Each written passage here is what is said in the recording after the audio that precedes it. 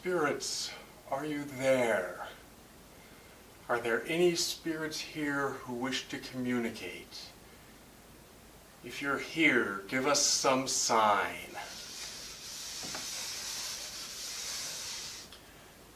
B. O. O.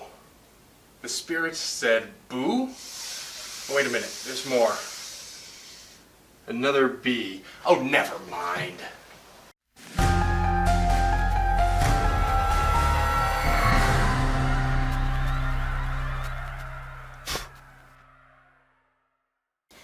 As popular as they are, Ouija boards are not the only way that people have attempted to contact the spirits. In fact, there's a long history of a variety of techniques for contacting the spirits, which brings us to this book, Calling the Spirits, A History of Seances by Lisa Morton.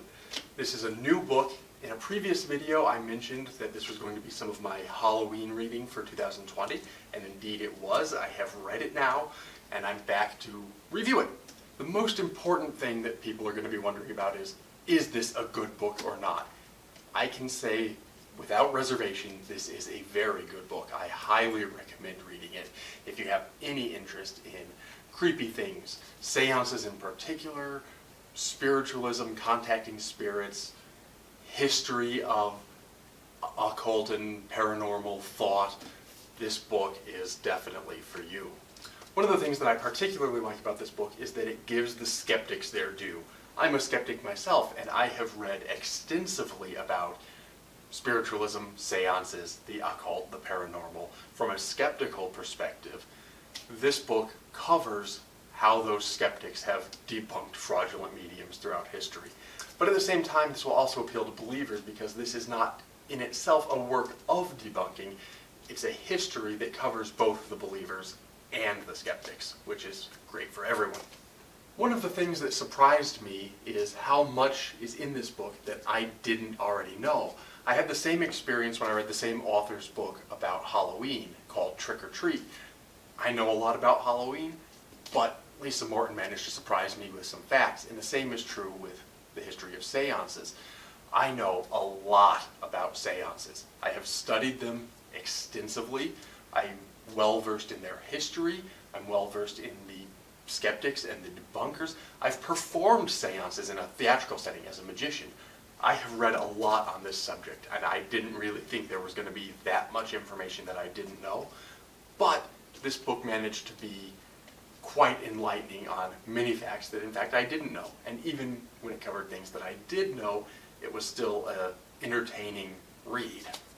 The book is divided into 8 chapters following an introduction. Now, the first chapter is called Summoning the Old Spirits, and the second chapter is called Early Necromancy. And these chapters cover attempts at necromancy and contacting spirits dating from antiquity. We go into Greek mythology, Egyptian mythology, Celtic mythology.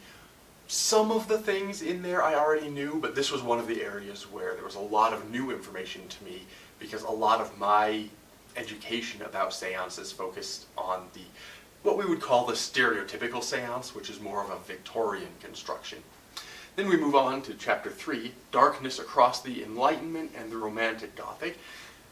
In this place we start to get into things that I knew a little bit about, but my history was still fuzzy. So these first 3 chapters were a major education for me, not in terms of the structure of the seance as we perceive it now, which was largely a Victorian invention, but the history of how the Victorians got to that point, drawing from mythology, drawing from past history. So very interesting introductory chapters. We then move on to chapter 4, The Victorians and Spiritualism, or The Seance is Born. And this is where what we call the seance really came into its own. And that's where I already did know a lot of information, but there were still little nuggets of information that I didn't know. We then move on, chapter 5, Wars and Ouija, Spiritualism in the 20th Century, moving past the Victorians into the development and mass production of Ouija boards, which are not the same thing as a seance, but are intrinsically connected with the seance. So we cover that history as well. Chapter 6, How Universal is the Seance? Questions cultural differences and explores seances not only in the Western world, which is the bulk of the book, but in terms of different cultures' perspectives on contacting spirits. Chapter 7, The Modern Seance, covers what we might not even really call a traditional seance. This is the psychics like we see on television, the psychic hotlines, the John Edwards and James Van Prague's and Sylvia Browns. But they do belong in the book because they are part of this history of contacting the spirits. And then we finally close with Why Do We Need the Seance, which explores sort of the cultural and psychological drives for why people do this strange thing of trying to contact the deceased. Now, all in all, that presents a well-rounded picture of the seance from antiquity through the present, and every incident described in the book is presented in an interesting manner. And while, of course, this is not a picture book, it is well illustrated with many photos and pictures throughout, which is a nice visual aid for those of you who like to see some of the documents of what you've been reading about. The more academically inclined among you will be pleased to see that it is very well documented with many references, a select bibliography that gives you lots of great sources for further reading. In fact, the only flaw that I found with this book was that there are some things that I feel like should have been included in the references in the bibliography which were omitted. This is a minor problem and not really a flaw because, frankly, there are many thousands of volumes written on the subject and no author could include them all. The one that sort of stuck in my craw a little bit was the omission of Behind the Scenes with the Mediums by David P. Abbott, which I consider to be the definitive skeptical work on Victorian seances, because David P. Abbott was a magician who learned the techniques that the fraudulent mediums were using, recreated them as a magician, and wrote a book exposing these various secrets. It's a hard to find book, and it's fairly technical from a magician's perspective, so I can understand why Lisa Morton chose not to include that one.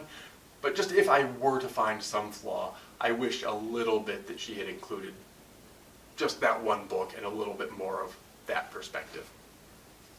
That having been said, my ever so slight disappointment at some of the omissions was more than made up for, as I said, by the material that I frankly didn't know. We read books not just to rehash what we already know, although that can be fun sometimes. We read books to learn new things, and this book will teach you new things. If you have any interest in seances, you really need to get a copy of this book. It's well worth the purchase. It's well worth the time it takes you to read it. It won't take you long to read it, even though it's a full-length book. It'll grab your interest, and you'll be glued to your chair until you've finished it in a single sitting. That's at least what happened to me. Some people have told me that when I review books or films, I can be somewhat harsh in my reviews. I give out a lot more 3- and 4-star reviews than I do 5-star reviews. To me, that's not about being harsh, but just about reserving that 5-star review for the cream of the crop, those works of perfection or near perfection. To me, 4-star review is a perfectly good review. It's just a work that wasn't quite perfect. Well, in this case, when I reviewed it on Amazon, and again while I'm reviewing it here for you, I am giving this a 5-star review. This is one of those rare books that I'm really hard-pressed to find anything wrong with. Highly recommended. Read it.